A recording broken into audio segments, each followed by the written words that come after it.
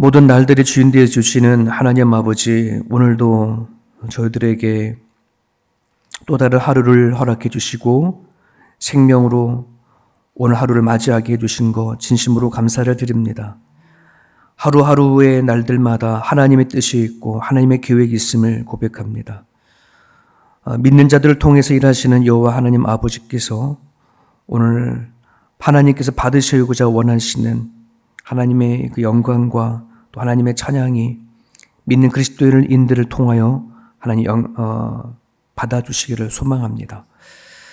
살아가는 모든 순간순간이 주를 위해 살아가는 인생이 되게 도와주시고 또 살아가는 모든 삶의 목적과 하나님 안에서 하고자 하는 모든 일들을 통하여 하나님 이름만 드러낼 수 있기를 간절히 소망합니다. 특별히 주일이 또한 다가왔습니다. 각 처소에서 드려지는 모든 예배 가운데 하나님 임재하여 주시옵소서. 이 땅의 주인의 여호와 하나님이신 것과 또 하나님은 우리의 진정한 아버지이신 것을 하나님 주일마다 선포하여 주시옵소서. 아버지, 오늘도 우리들이 하나님 앞에 기도하고 간구하고 나가는 기도 제목들이 있습니다. 하나님 응답하여 주셔서 하나님 우리와 동행하시고 우리들의 모든 기도를 듣고 계심을 하나님 드러내 주시고 또한 나타내 주옵소서. 예수님의 이름으로 기도합니다. 아멘. 누가복음 3장입니다. 15절. 누가복음 3장 15절입니다.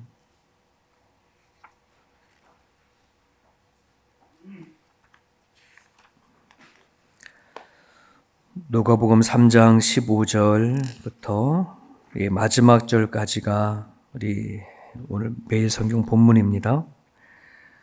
우리 15절부터 23절까지만 같이 읽겠습니다.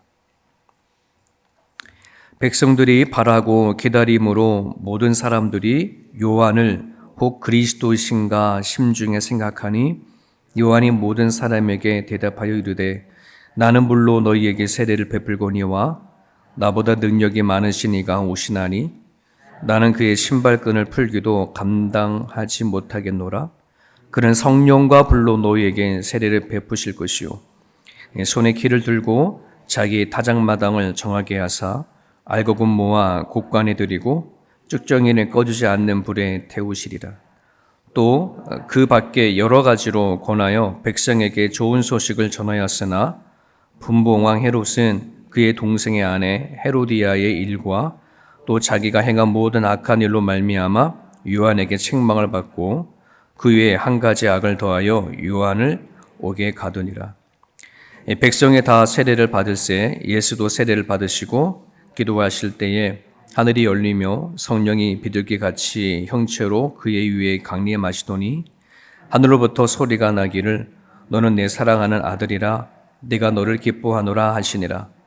예수께서 가르치심을 시작하실 때에 30세쯤 되시니라. 사람이 아는 대로 요셉의 아들이니 요셉의 위는 헬리오. 거기까지 쭉 올라가면 맨 38절 같이 읽겠습니다. 시작. 그 위는 에노스요, 그 위는 셋이요, 그 위는 아담이요, 그 위는 하나님이시니라. 예수님의 족보에 쭉 이렇게 등장이 되어져요.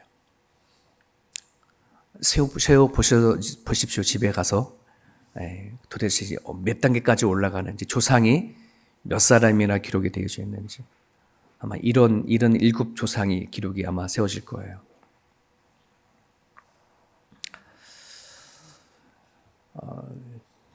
예전에 그 성도들과 성경 공부를 이렇게 나눌 때 구원받은 증거 한번 얘기해 보실래요?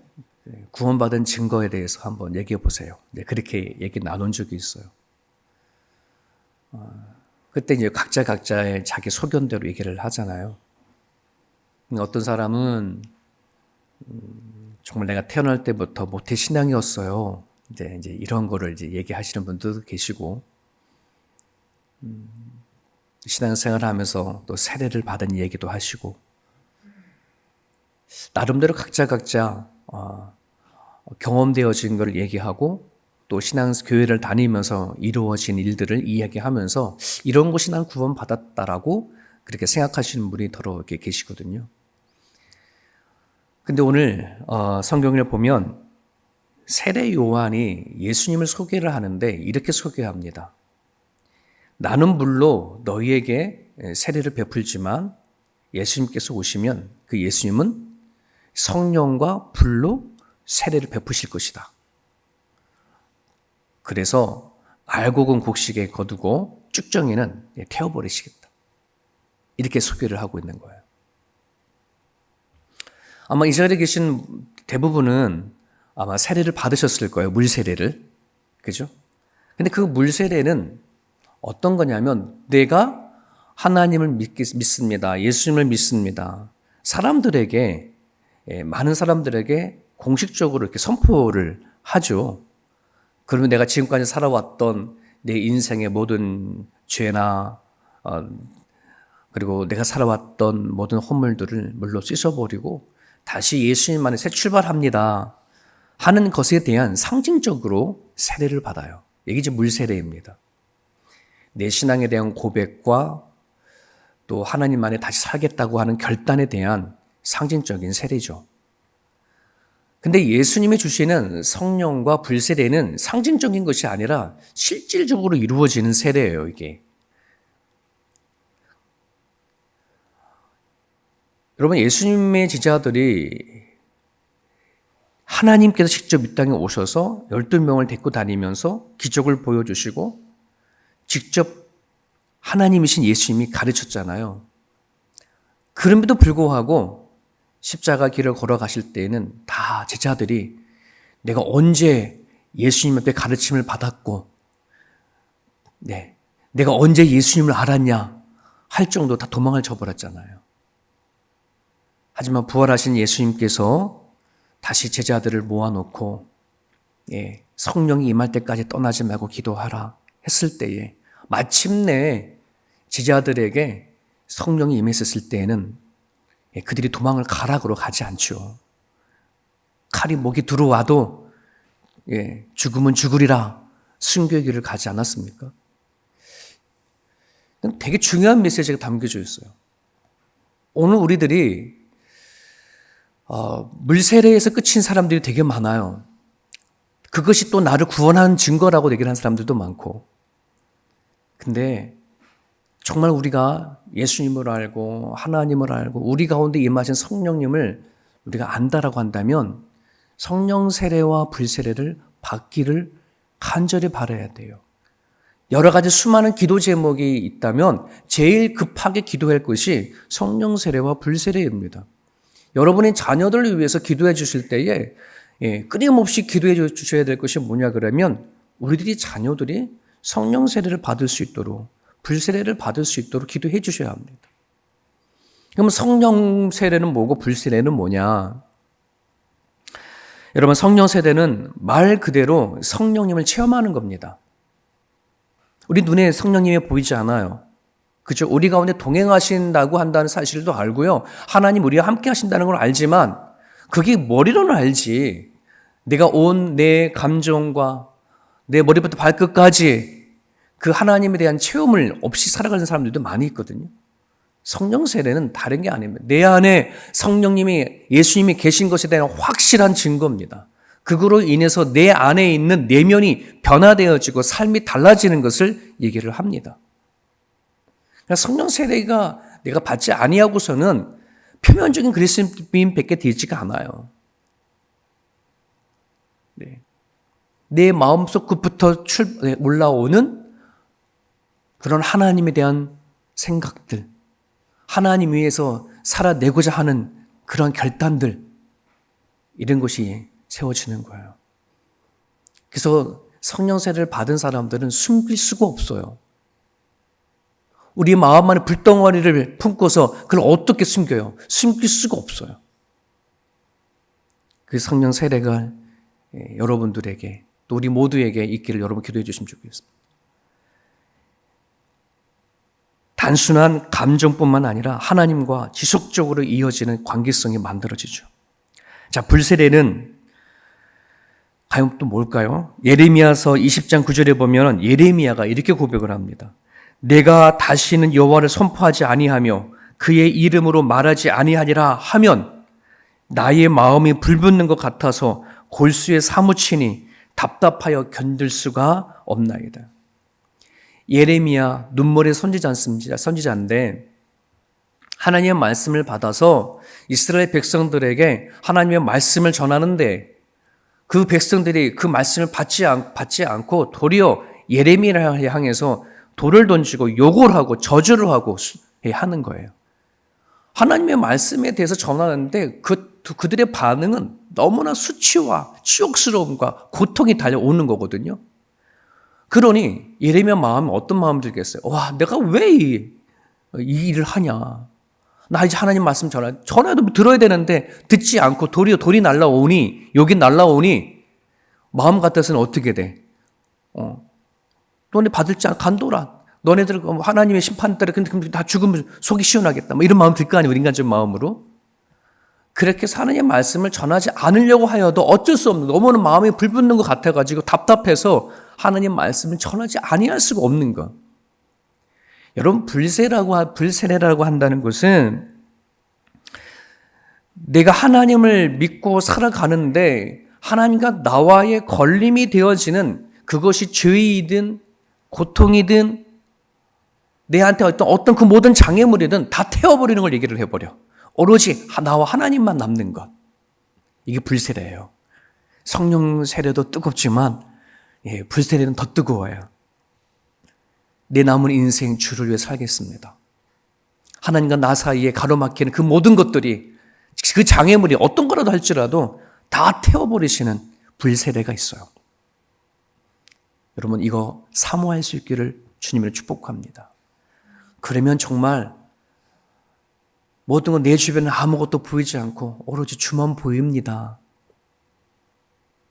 그 고백이 되어줄 거예요.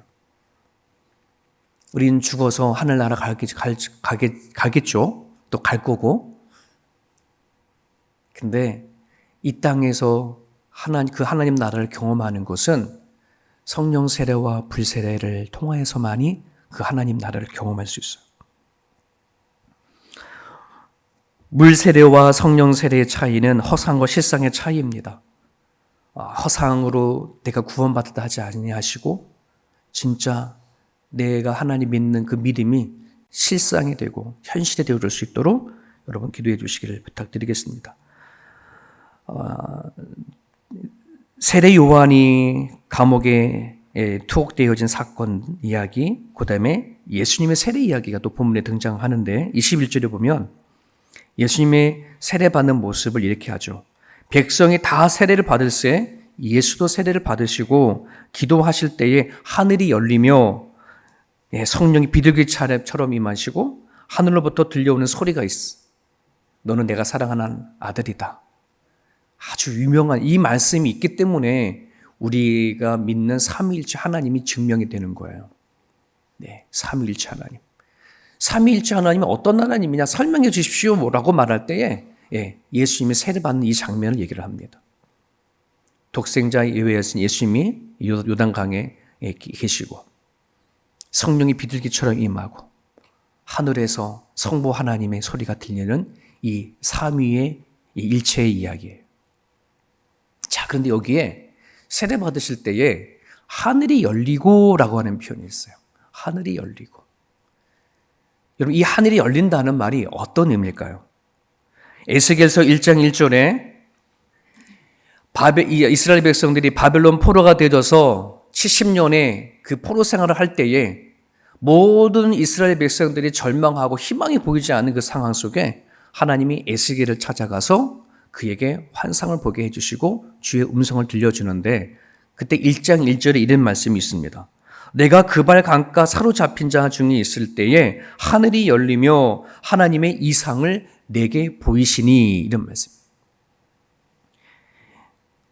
여러분 우리 요한계시록을 지금 계속해서 지금 보고 있지 않습니까? 요한계시록 4장 1절 우리가 지나왔는데 거기에도 하나님이 요한을 찾아올 때 이런 말씀이 있습니다. 요한이 하늘이 열리는 것을 보고 하나님의 보좌 앞에 나아가니 이런 말이 있어요. 성경의 곳곳에 보면 구약의 선지자들이나 또 신약의 요한같이 하늘이 열리며 하나님을 만나는 장면이 곳곳에 등장을 하거든요. 김준호 목사님 은퇴하시고 나서 동두천에 이제 둘의 수도원을 세웠어요.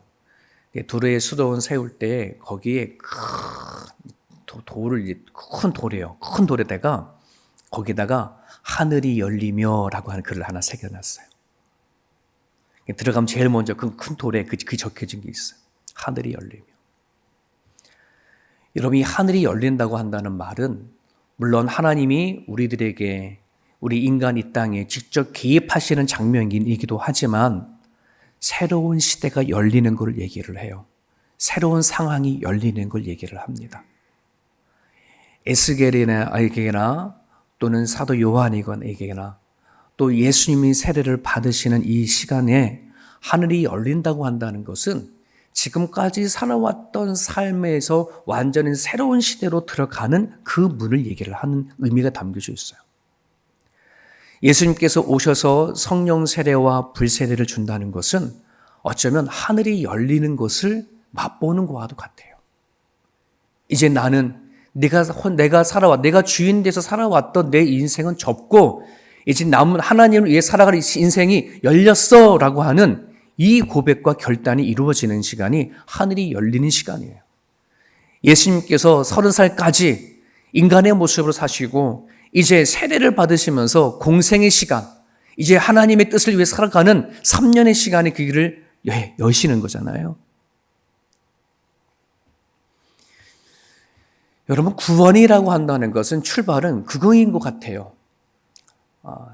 이전까지 나만 다 중심만 바라보고 살았던 삶이 이젠 주를 위해 살겠다라고 하는 그런 새로운 시대가 열리는 것이 저는 구원이라고 봐요. 그것을 구원인 줄 알아야 내가 구원의 기쁨이 뭔지, 복음의 기쁨이 무엇인지 맛볼 수 있습니다. 마태복음 7장 7절에서 8절 그 유명한 말씀이 있습니다. 구하라 그리하면 너에게 주실 것이요, 찾으라 그리하면 찾아낼 것이요, 문을 두드리라 그리하면 너희에게 열릴 것이니 구하는 이마다 받을 것이요, 찾는 이는 찾아낼 것이요, 두드리는 이에게는 열릴 것이니. 여기서 열린다는 메시지 또한 마찬가지 의미입니다. 무엇을 구하고 뭘 찾고 두드리겠습니까? 내가 바라고 원하는 것을 두드리는 게 아니에요. 하나님, 이 인생 태어나 살아보니 내가 눈에 보이는 거로만 살았고 내가 터득하고 경험했던 것만 가지고 살아왔는데 아니었습니다. 하나님, 주님이 이 땅에 존재하니 이 세상을 창조하시고 나를 만들었으니 이젠 하나님 주님 안에 새로운 인생을 열게 해주십시오 라고 하는 그 기도예요. 그걸 기도하라는 말입니다. 구하고 찾고 두드리라. 예. 무엇을 먹을까, 무엇을 마실까, 무엇을 입을까를 구하는 게 아니라 하나님이 우리를 향한 계획하시고 우리를 위해서 행하실 일들을 기대하고 그 문을 두드리는 거예요. 도대체 나를 왜 만드셨습니까? 왜 살게 하시는 것입니까? 내가 왜 이 시대에 지금 있는 것입니까? 라고 하나님 앞에 질문을 하실 때에 그제서야 하나님 앞에 들려지는 그 음성을 들을 수 있기를 바랍니다. 성령이 비둘기처럼 임하고 예수님께 말씀하신 것처럼 너는 내가 사랑하는 아들이라 라고 하는 그 음성이 들려져야 합니다. 그래야 내 남은 인생을 하나님 위해 결단하고 나가는 거 아니겠어요? 성령과 불로 거듭나기를, 그리고 하나님이 나한테 기입하셔서 내가 남은 살아갈 그 인생이 얼마인지는 모르겠습니다만 각자의 남은 인생이 다르겠죠. 하지만 그 인생이라도 하나님 안에 살아낼 수 있는 인생이 되어줄 수 있도록 기도했으면 좋겠어요. 하나 더 볼게요. 23절부터 하나님의 예수님의 족보가 등장합니다. 위로 계속 올라가니 누가 나와요? 하나님이 나와요. 여러분 집에 가서 남은 족보를 쭉 읽어보십시오. 쭉 읽어보다 보면 뭐가 보이냐면은 구약의 이야기가 보여요. 와, 그렇구나. 창세기부터 하나님께서 쭉 출애굽기, 레위기, 민수기, 신명기 쭉 이어가는데 예수님 신약까지 올 때까지 이 예수님의 족보에 등장하는 사람들 중심으로 뭐예요? 구약의 이야기가 써내려가는 거예요. 그 이야기는 뭐예요, 지금? 창세기부터 지금까지의 모든 인류의 역사는 중심은 누구 중심이 가더라? 예수 그리스도. 예수님 한 분으로 해서 흘러와 시작돼서 이어오더라. 여러분, 역사는 예수님이 태어나신 기점으로 해서 BC와 AD가 나눠지잖아요. 예. 이런 세상을 살면서, 그죠? 하나님이 계획하신 이 역사 속에 우리가 살면서 왜 우리는 하나님을 보지 못하고 살아갈까? 하나님이 오늘 우리들을 살려놓으시고 살게 하시는 하나님의 뜻을 왜 생각하지 않고 그냥 살아갈까? 여러분, 족보를 통해서요, 하나님의 나를 향한, 나를 부르시고 이 자리까지 지켜오신 것이 얼마나 위대한지를 발견할 수 있으셔야 돼요. 자, 근데 보세요. 예수님이까지 오셨어. 근데 예수님이 계속해서 뭐예요? 창세기부터 쭉 이어나온 족보가 장자로부터 쭉 흘러왔잖아요. 그러면 예수님 때부터 딱 끊긴 거야. 그 뒤에는 예수님 후손이 없네. 그죠? 없는 거잖아요. 왜? 그 예수님이 달려주고 돌아가셨으니까. 자식도 낳지 않았잖아요. 아담부터 출발한 죽음의 족보가 예수님으로 말미암아 죽음의 족보는 끝났어. 이제 무슨 족보가 시작됐어요? 생명의 족보가 시작이 되어졌어요. 죄의 족보는 끝났고 예수님부터 출발되어지는 생명의 족보가 시작이 되어지는데, 그러면 그 예수님의 밑에 사람들은 어떻게 되어지느냐? 그래서 요한복음 1장 12절에 영접하는 자, 곧 그 이름을 믿는 자들에게는 하나님의 자녀가 되는 권세를 주셨다. 갈라디아 3장 29절, 너희가 그리스도의 것이면 곧 아브라함의 자손이요 유업으로 대를 이을 것이니라. 와, 예수님을 통해서 뭐요? 아브라함의 후손이 되고 아브라함을 통해서 아브라함의 육에 주시가셨던 유업이 흘러온다는 거예요. 이게 누구에게? 예수 그리스도를 믿는 자들에게. 아멘이네요. 네. 이게 우리가 예수의 족보가 돼서 들어온 거예요. 하나님이 쭉 이어보셔서. 그래서 여러분 23절을요 이렇게 읽으셔야 돼요. 어떻게 읽었냐면, 제 꼴 읽는 거예요. 사람들이 아는 대로 상배는 예수의 아들이니 예수 위의 위는 요셉이요 요셉의 위는 헬리요 그 위에는 맏다시요 쭉 올라가서 그의 위는 아담이요 그 위에는 하나님이시니라. 이게 제 족보예요. 아셨습니까? 여러분들이 이렇게 읽어야 돼요. 이 앞에 고준호 집사님 계시는데, 사람들이 아는 대로 고준호는 예수의 아들이니 예수의 위는 요셉이요 이렇게 가는 거예요. 그렇게 해서 어디까지 올라가? 하나님. 이게 구원이고 이게 축복입니다. 그리스도인 정체성이요, 내 족보에서 시작된다고 우리는 한국들은 그러잖아요. 너의 정체성이, 너 뿌리가 어디야? 족보 갖다 내밀잖아요. 우리의 족보는 여기에 있어요. 이걸 믿으시면 여러분 책임과 역할을 다하십시오. 하나님의 자녀로서의 책임과 역할입니다. 하나님이 뜻이 있기에 살려주시는 겁니다. 오늘 우리가 사는 거는 그냥 잘 먹고 잘 살라고 우리가 여기에 보낸 게 아니라 하나님의 뜻이 있기에, 하나님이 무엇인가 우리에게 요구하는 것이 있기에 살려주시는 거예요. 하나님이 뜻이 아니면, 하나님이 안 살려주시면 우리는 여기 있을 이유가 전혀 없어요.